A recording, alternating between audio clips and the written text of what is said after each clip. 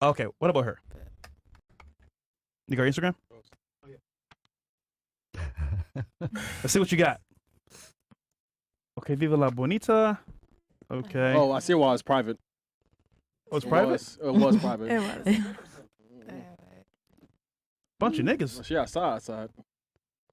Okay, so In nature. Sartine, Rolo, would you? Sure, all right.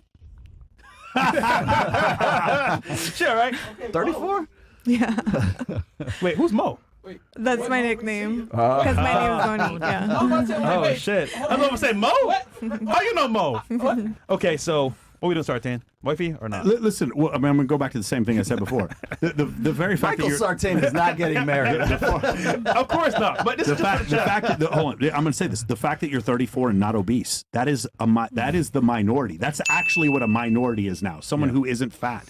Like it is 70% of people in the United States are overweight and 41% are obese. Yeah, that's where we are. Whenever you hear those stats about women don't want older men, it's like, yeah, they do want older men. It's just most older men are fat. If you guys want to see a crazy thing, I don't know if you guys can pull it up. Carol O'Connor, 1971. He stars in this show called All in the Family. You remember All in the Family? Yeah. Can you pull up a picture? Wow. Carol O'Connor in Jesus. 1971. I want you. Is there any way we can pull up an image of him? I want to show this. From Carol All in the O'Connor Family. from Yeah. All in the Family in 1971. Just pull up any image of Carol O'Connor. All in the We're- Family. All in the yeah, family. yeah, just pull up a picture. I want to show you guys something that's crazy. The reason why I bring this up specifically, that's Carol O'Connor. Just look at him right there, that butt picture of him in the purple, like down in the middle here, down bottom middle here. Look at this. That's Carol O'Connor in 1971. He is younger in that photo than I am right now. That's right when he turned 47. I'm about to turn 48. That's what 47 used to look like. And now, but some guys can choose to take care of themselves. And when you do, now exactly. Now, so like, There's a meme going around right now, and they took the shot of the old guy who was from Jurassic Park, the guy who like started Jurassic Park. I forget the name of the actor or whatever. He was 50 years old in that thing, and he looks like he's like 70, right? And they said this is what a 50-year-old looked like in what 1994. Yeah, the John Hammond character. Yeah, John Hammond. And then they showed another picture, and I want to say it's Vince Castle or something like that, and he's like my age, he's like 57. This is a 50-year-old in 2025, right? And it's like it is night and day between the two of them. So and it's like the way we can preserve ourselves and the way we can like look better these days. All it takes is just the right amount of effort, and fighting against obesity, like having some self-control. Like it is so we just cannot express how big that thing is. People are talking about sexless marriages. You want a great eating medication? Having a hot, skinny wife. That is a great way to get holistic method. That is you want the actual holistic method? Get skinnier. Like that actually is the answer. And so I think a lot of people are having issues with that. And so when people are like, "Oh, I don't want to date older men in their 50s," when they think 50s, they're thinking fat. That's what they're thinking. And so just avoiding that alone, especially with the diet that we have and the incredible level of estrogens that are in our plastics, that are in our perfumes, that are in our that are in our fish products, that are in food, the incredible level of estrogens. It's literally called, by the way, we're not saying this is not a red pill comment. The feminization of men is happening all the time because of the chemicals. Here's the thing, guys. If I boil water, I can kill all the bacteria. But estrogen is not a bacteria. It's a molecule. It doesn't go, you can't boil estrogen out of the water. And so because of that, what you're seeing is more feminized men over periods of time, and feminization. When you see higher levels of estrogen in men and they eat a lot of calories, what happens? The fat, the testosterone aromatizes through fat and it becomes more estrogen. And that's when you see the guy at the end of the bar with the big old man boobs. That's where you see, because his body is producing nothing but estrogen. And more to the point is like she's 34, correct? Yeah, at 34 and she looks like that. Damn. That says to me like she has, like that's a good genes. That's a personality statement, is what that is. Well, good genes, but it's also like I'm staying in shape because you're probably looking to find a guy, but I'm staying in shape, and this is a priority for me, especially in a nation like you said with 75% is overweight, and like something like 35% are morbidly obese right now. And if you can be 34 years old and you're still in fighting shape, that tells me about your personality at that point. Do you work out? Yeah. Okay. Do you have I any think- children? Can I ask? No, I don't have children, Okay. but I think too, just to add to this, it's first there's like a level of self-respect with everything, and so I try to eat very like holistic. I'm big on like food is everything, and like literally what you put into your body is what makes you think a certain way, makes you obviously look a certain way. So even things like vaping and like obviously alcohol. There's penis. there's so much to it. So I think it's all about just like literally what you put in your body is super important. It's a reflection of you, and like just having respect for yourself is, you can do that in several different ways. So then why are you so single? Because I'm single because I have high standards. Oh yeah, Of bad course bitch. you do. High And standards, because 34. the what we're talking about, money and women, this is very true. I mean, you know, I know that women can be open to dating men that make less money than them. I mean, I've done that. I'm not saying there's anything wrong about it, but I'm just saying that It doesn't work. It doesn't work. I mean, that's a reality. And so your women are limited. The amount of men that make whatever the bracket is that's above us, whatever. 6 figures. Yeah, but I mean, maybe like more than, you know, like a good range in the 6-figure. But what if area. a woman's making 6 figures and the man's making 80,000? There's not that much of a It is- differential there. To me, it is a difference because I mean, we can try. I'm not saying Most- I'm opposed to it. Most women agree with her. Like if you were to survey the majority of women throughout any culture, they're going to agree with her. They want a man who makes more than them. And so that's where Richard Reeves wrote the best book about this, basically going over the fact that because the education system, bachelor degrees, back in 1974, Right. it was women were, it's like 14% below men. So 86% of women to 100% of men. And now in 2019, we're in the opposite direction. Women are 15 percentage points more likely to get a bachelor's degree than men are. And then And own a property. and open, yeah. So that's what's happening, and so because of that, you have these men. This great. That's who I mainly speak to. That's my audience. As I'm speaking to men who feel invisible. I'm speaking to men who the world has passed by, and we just keep forgetting that they exist. Women almost entirely forget they exist because when you ask them questions about men who are douchebags or men who are cheat. I remember I was on Saucecast one time, and this one girl says, "I can't date in Miami because all these guys care about is their Bugatti," and I'm like, there probably aren't even 20 Bugattis in the fucking city. But in her mind, that's all she could see. Yeah. She literally didn't see other men, not as non-viable objects or even unattractive. She just didn't see them at all. Yeah. And so, like, my whole thing is, what are ways for men who are invisible to be seen? Throughout history, we know from looking for X and Y chromosomes that 40% of men and 80% of women have reproduced. Women don't have to put in that much effort to find someone to reproduce with. Men literally had to go to war and kill people for the opportunity to get a chance to reproduce throughout history. 60% of men, that's like more than half of men who have ever lived died a virgin. That's how hard it is for men. Also, I would argue as well. You said 80K to 100K, right? Let's say that. The fact that she knows that she makes more than him, in her head it's like, okay, I'm the boss, automatically. No, obviously that's not every woman, but for the most part, she knows that she make more than him. It won't matter. But what, like, I'm just saying, if you look at the stats though, like, if the average man is only making what, like, let's say 50,000 a year, where are all these men that are like reproducing? It's a lot of men with no money that have a whole bunch of kids that are still Well, reproducing. but they have something else going for them. Looks probably, Yeah. but I think personally, I think if 10-inch cock. if they will, yeah, I love that. Value Yeah, added. many of you guys have I 10-inch disagree. I can say if a much guy money does meets the a average woman's guy in the physical United States attraction to the T, I don't think it cares. It matters how much money he makes. Honestly, I don't think. Okay, so I think that yes, that's a theory. Like that's what we want. That's how we want it to be. But I think ultimately, like you're saying that for women, it will matter. They'll feel a certain way. Men will feel a certain way too. Like men will feel like Both ways. not at they won't feel like the dominant partner. And I mean, and I don't know if that's just me being traditional, but like I do. Is around $50,000 to $60,000. right. Yeah, So, but all these that's men correct. are procreating. They're having children. They're getting sex. They're getting but- women. To be fair, they're That's what I'm not. saying. They're actually not. Like, Yeah. we're at the lowest birth rate and lowest marriage rate in recorded history. So I don't. Also, keep they're in not mind, getting sex. let's say they were having a lot of kids, that what you're saying, they don't stay together. It doesn't work out. So that's the problem too. There's a bunch of broken homes because men are not up to Again, where ladies, they need to be. just consider this. If you do an internal survey of men you know, it's men you've had sex with. The thing about those men that's unique is that they're all having sex. Most men aren't having any, or they're having very little. It's something like a quarter, the bottom quarter to the bottom third of men have had 0 sexual partners in the last 2-3 years. Maybe like 1. Maybe they paid a prostitute in Colombia or something. Yeah. But for the most part, yeah, it's the bottom third of men. And it's like, I see you sitting there laughing at it, but like that's why $6.6 billion. That's how much money in revenue OnlyFans made 2 years ago. That's more than all 30 NBA salaries, all the salary cap for all 30 NBA teams.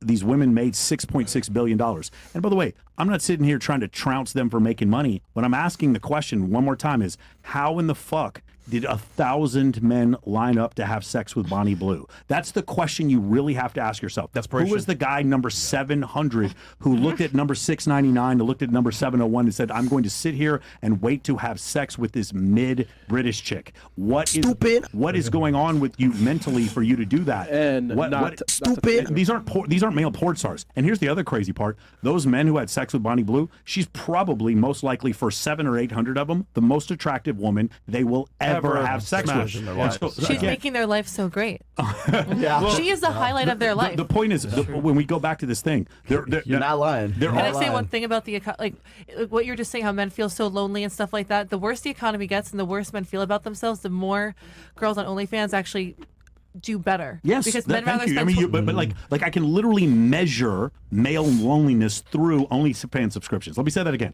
I can literally measure male loneliness through OnlyFans subscriptions. Also, that's how you can do just it. after your point, Sartain, imagine the customer base for those girls as well.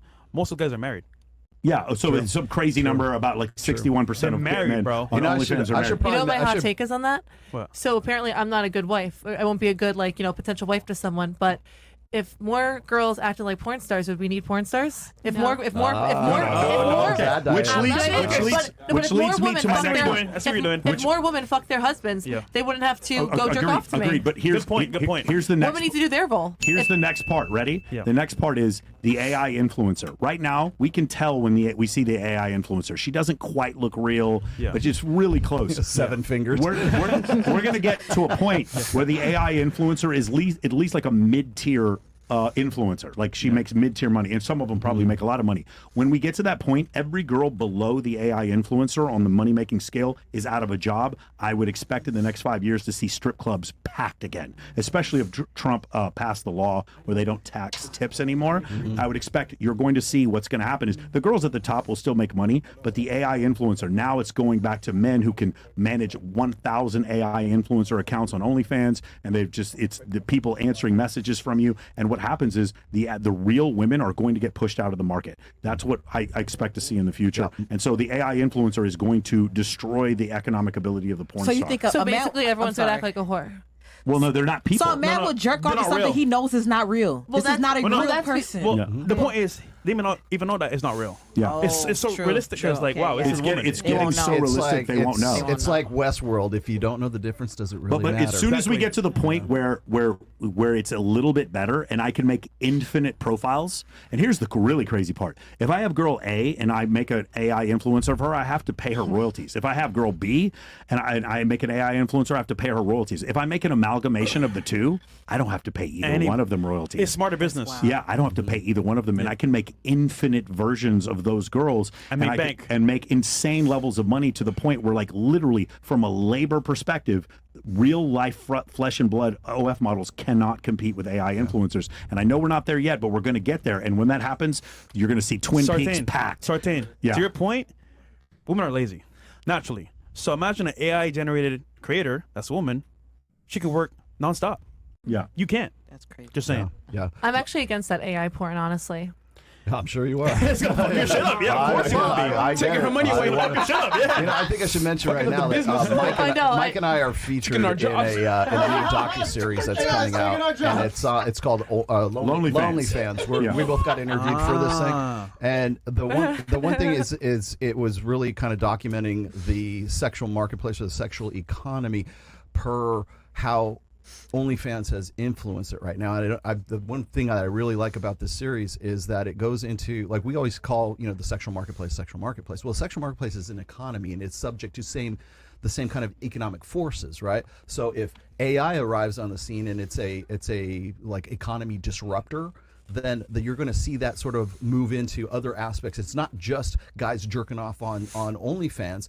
It's going to be like, how is this going to affect your ability to meet a woman and start a family and, family formation after that too. So it's not just about the isolated area of okay, this is OnlyFans and guys are simping. We know that. We've been talking about that for 5 years now, right? Or if we talk about like alpha fucks and beta bucks, right? If women can take care of their own long-term security needs, like provisioning, protection, and parental investment, what's left? Well, the guy with the good dick. That's the only. That's honestly, that's the only guy I that's will be left. happiest with that. But That's all I how need. does that affect the sexual economy going forward? So you see all these trad cons come out and say, well, we need to have more babies. We need to get the fertility rate up. We need to get going. It's like, no, you have to fuck your husband if you want that to happen. Correct. If you want to go back in time to this idyllic 1950s, socially enforced monogamy model, then you have to fuck your husband in order for that to happen. And that doesn't happen if the sexual economy is what it is right now. So hold on, just to your point real quick, Rolo. So there's a metric that we don't count in the space, which is good sex. And it's funny because here in Miami, guys have money. They got bread. They got Bugattis. They got Ferraris. I do too. Not all of them. However, what they don't have usually is good sex game. So what happens is they'll be with the guy that has the money and the cars. Oh my God. Yeah. He'll pay for everything, but they come fuck me. And I'm like, You got a good dick fresh? Is that what you're trying to say? I'm just saying as an example. But you mentioned good dick. God wants you to have the baby. But that right there, bro, we don't count it into as a factor because you can have money, but like you don't have a good dick game. It's like, bro, you kind of suck. People don't talk about that enough. They don't. Because let's say like girls get mad at men if they don't like fill their emotional needs, and I think the equivalent to a woman's emotional needs is a man's is what's what I'm saying? A man not getting laid. Yeah. Sexual needs. You know what I mean? Just say it. Yeah, exactly. What I meant. So I think it's like if we all just were better at sex, I mean, we'd have a happier world. So a quick story, right? Am I wrong? Actually, let's go to Rumble, Chris, if you don't mind, because I don't want this on YouTube real quick. Let's go to Rumble. It's actually a little bit dark. But in the meantime, oh, we gotta do it. Cool. All right, let's do it. Wait, today? Let's do it Friday. All right. Friday. Let's go to Rumble. So it's crazy because recently, not recently, a couple months ago, I'll just say that there was a girl that we all knew, and her guy is well known in Miami, super successful, has like 20 cars in the driveway, mega mansion, yachts, everything, right? But what's funny is that like she's not happy, of course. She's like, oh, I have everything I want. I can go shop with his black card. It's amazing. But then she comes up with us. Obviously, we know her. She says, hey, listen, babe, you can go home. I'm just going to chill with my friends. Funny enough. He leaves. She comes to our boat, and she's looking for a guy to fuck. Now, what's scary is that, like, obviously speaking, we know her guy, but it's like she's not satisfied. And the question was, why she's not satisfied? It's because she wants good dick. He doesn't have that. Yeah. So that right there is a fact that we don't count in, and it's fair because it's a hard thing to measure. Yeah. So Pause. it's pause. Good dick is a hard thing to make. I've had better sex at a Motel 6 than I have at a Ritz Carlton. Why? Because that man's got something to prove I at think the that's Motel the formula. 6. I think that's the formula. So I've said this before. You don't truly understand women until you're sitting at home playing video games and some girl goes on a date and brings you back the leftovers to have sex with you after she just left a date that somebody else paid. Yep. That's when you truly begin to understand women. And it's in a lot of times it's disenfranchising. Rolla calls it red pill rage. This first time when you come to the realization that when you just stop giving a fuck about what they think, they become very attracted to you, and you're like, bro, this is all I had to do? Really? This all I had to do was just stop giving a fuck? All I had to do was just like be honest, tell her that I'm seeing other women, and then she becomes outrageously attracted. This is all I had to do? All the shit that I was lied about from the church, from big tech, from the media, telling me all this, not my family, telling me all this nonsense about women. This is all I had to do, and then all of a sudden women like me. It's very disappointing when you first come to that realization, but you don't until you have a woman literally have all this money spent on her and she still comes to have sex with you. I said this before, when a woman is surrounded by beta, she craves alpha. Yeah. And so when she's, and all the guys out there who are tricking off on women, I just want you to know there's some guy she is having sex with who isn't spending any money on her. No money on her. And so when you come to that realization, that's when you truly begin to understand women.